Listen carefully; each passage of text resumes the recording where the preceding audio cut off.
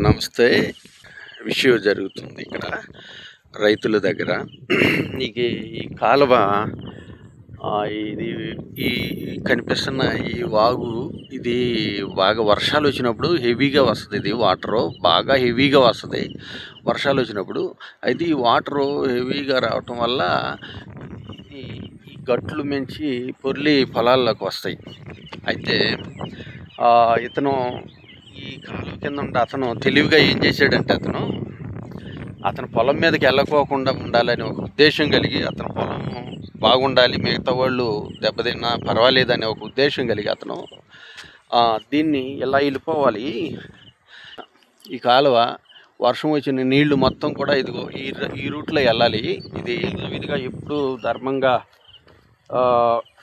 వెళ్ళాల్సిన నీళ్ళు ఇవి. ఈ రూట్లో వెళ్ళిపోవాలి. ఈ రూట్లో వెళ్ళాలి నీళ్ళు ఇవి. ఈ రూట్లో వెళ్ళిపోతాయి. అయితే అతని పొలము ఈ కాలువ కింద ఇటు పక్క ఉంది. దాంట్లోకి వెళ్ళకూడదని ఒక ఉద్దేశంతో అతను ఏం చేశాడంటే ఈ కాలువని ఇటు వెళ్ళకోకుండా రూట్ ఇలా తప్పించారు.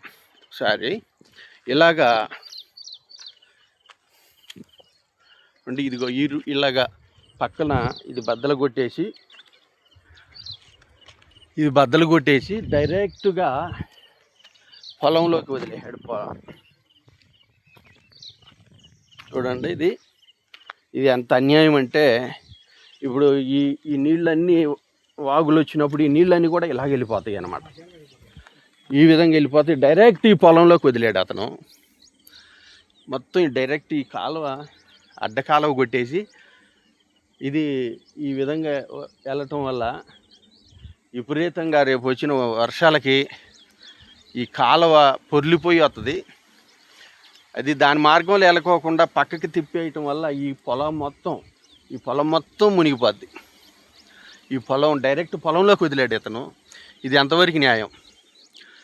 మా పొలాలు దీన్ని అనుకోండి, ఆ కనిపించే స్తంభాల దగ్గర మా పొలం ఉంది. మొత్తం ఇవన్నీ కూడా మొత్తం కొట్టుకుపోతాయి, లేది కూడా ఉండదు. ఇది చాలా అన్యాయం ఇది. మరి దీనికి ఏ విధంగా పరిష్కారం చేస్తారనేది ఇప్పుడు అందరు పెద్దలు వస్తున్నారు. మరి తర్వాత వాళ్ళందరూ కూడా కూర్చొని మరి దీనికి న్యాయం ఎలా చేస్తారనేది చూడాలి. ఇది చాలా దుర్మార్గం ఇది. ఎందుకంటే అందరూ బాగుండాలి, అందులో మనం ఉండాలి. అంతే తప్ప మనమే బాగుండాలి, ఎదటోడు పాడైపోవాలంటే మాత్రం ఖచ్చితంగా దేవుడు అనేవాడు ఉన్నాడు. ఆయన చూసుకుంటాడు. ఆయన చూసుకున్నాడంటే ఏముండవు, మొత్తం ఏరులతో సహా పెళ్ళగించబడతారు. వీళ్ళు మొత్తం వచ్చి నాకు ఈ వాగు తీసి నా చేను మీద నీళ్ళు మలిపారు. ఇది తప్పితే నాకు జీవనార్థం లేదు. మేమేం ముసలోళ్ళమే. ఆ పొలాల వాళ్ళందరూ వచ్చేసి నా చేను మీద దౌర్జన్యం మీద నీళ్ళు మలిపారు. నాకు ఇంత తప్పితే దౌర్జన్యం లేదు. నన్ను మీరు పోలీస్ డిపార్ట్మెంట్ కాపాడాలి. చెప్పండి. మీ వెనకుండా రైతులు పొలాలు సత్యరాజు గారు సీను, దొడ్డ వెంకటేశ్వరులు, ఈ రఘురామరెడ్డి, వీళ్ళు ముగ్గురు కలిసి నాకు ఈ పని చేశారు. నన్ను కాపాడండి. మేము రాగిస్ట్ వాళ్ళని. మాకు రోజుకు 150 రూపాయలు మందులు కావాలి. ఇంత తప్పితే మాకు బతుకు తెరువు లేదు. మమ్మల్ని కాపాడండి.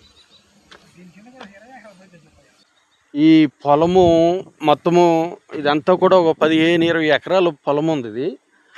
అయితే ఇక్కడ పక్కన ఉన్న రైతులు వాళ్ళు బలవంతులు అయి ఉండారు. కొంచెం ధనం విషయంలో అన్ని విషయాల్లో కొంచెం బలవంతులు అయి ఉండారు. వాళ్ళ పొలాలను కాపాడుకోవటానికి ఈ పేద రైతు మీద వాళ్ళు ఈ విధమైన దాడి చేస్తున్నారు. వాళ్ళు చేసుకుంటేనే ఆహారము, వాళ్ళు పండించుకుంటేనే వాళ్ళ కుటుంబం జరగటం కానీ, లేకపోతే వాళ్ళ ఫ్యామిలీ ఏదైనా సంతోషంగా ఉన్నట్టే ఆ చేను పండితేనే వాళ్ళకి. అయితే ఇప్పుడు ఆ చేను పండటానికి అవకాశం లేకోకుండా అయిపోయింది. ఎందువల్లంటే వారు ఇదిగో ఈ కాలువ నీళ్లు ఇలా వెళ్ళిపోయే ఈ నీళ్ళని ఇది గవర్నమెంట్ది. ఇది ఎప్పుడో పురాతన కాలం నుంచి ఈ కాలువ రన్నులో ఉంది ఇది. అయితే వర్షాలు వచ్చినప్పుడు ఇది భయంకరంగా దీని ఉద్రిక్త విపరీతంగా ఉంటుంది. ఇది ఇలా వెళ్ళిపోవాల్సిన ఈ కాలువని వాళ్ళ పొలాలు కాపాడుకోవటం కోసం, వాళ్ళు బాగుండటం కోసం ఈ పేద రైతు పొలం మీదకి ఈ కాలువని ఇలా మళ్లించేశారు. ఇలా మళ్లించటం వల్ల మొత్తం ఈ వరదకి కొట్టుకుపోద్ది. ఇది మొత్తం అసలు ఏమీ ఉండదు, మొత్తం అంతా కూడా నీటిమయం అయిపోద్ది అనమాట. ఇప్పుడు వాళ్ళ కుటుంబము, వాళ్ళ ఫ్యామిలీ మొత్తం కూడా రోడ్డు మీద పడిపోతున్నారు దీనివల్ల. ఇది ఎంతవరకు న్యాయమని పెద్దలందరూ కూడా దీని గురించి అడిగితే వాళ్ళు చెప్పిన విషయం ఏంటంటే, మీకు చేతనైతే మీరు పూడ్చుకోండి అన్నారు. అంటే ఇప్పుడు తప్పు వాళ్ళు చేశారు, తప్పు వాళ్ళు చేసిన తర్వాత వాళ్ళు తప్పును సరి చేసుకోవాలి, లేకపోతే దాన్ని ఏదో చేయాలి. కానీ ఇప్పుడు మీకు చేతనైతే మీరు చేసుకోండి అంటున్నారు, మీరు కప్పెట్టుకోండి, మీరు అది పూర్తి చేసుకోండి అని చెప్తున్నారు. ఇప్పుడు వీళ్ళ దగ్గర చేసుకుంటేనే ఇప్పుడు పెట్టుబడులు పెట్టుకోవడానికే చాలా కష్టమైన పరిస్థితులు, చాలా దారుణంగా ఉంది. అలాంటిది ఇప్పుడు దీనికి ఇదంతా కూడా పెట్టి చేయించుకోవాలంటే చాలా కష్టమైన పని. ఇది దీనికి న్యాయం చేయాలని వాళ్ళ కుటుంబం అంతా కూడా మరి ప్రాధేయపడుతున్నారు. దయచేసి గవర్నమెంట్ ఇది, ఎందుకంటే ఇది పెద్దలు బలవంతులు చేతిలో ఉండే వ్యవహారం ఇది మరి ఇతను ఎవరిని ఎదుర్కోలేడు. ఇతనే కాదు, ఇతని కింద ఉన్న భూములు కూడా అందరూ పేదవారే. అందువల్ల పేదవారు మీదకి ఇటువంటి దాడి జరగటం చాలా అన్యాయం. దయచేసి గవర్నమెంట్ వారు స్పందించాలి, పోలీస్ డిపార్ట్మెంట్ వారు కూడా స్పందించి వచ్చి ఇక్కడ న్యాయం చేయాలని మీ అందరికీ అతని తరఫున రిక్వెస్ట్ చేస్తూ ఉన్నాం. దయచేసి ఒకసారి గమనించండి, ఆయన ఎంత దీన స్థితిలో వారు ఉన్నారో ఒకసారి సహాయం చేయాలని అందరినీ వేడుకుంటున్నాం.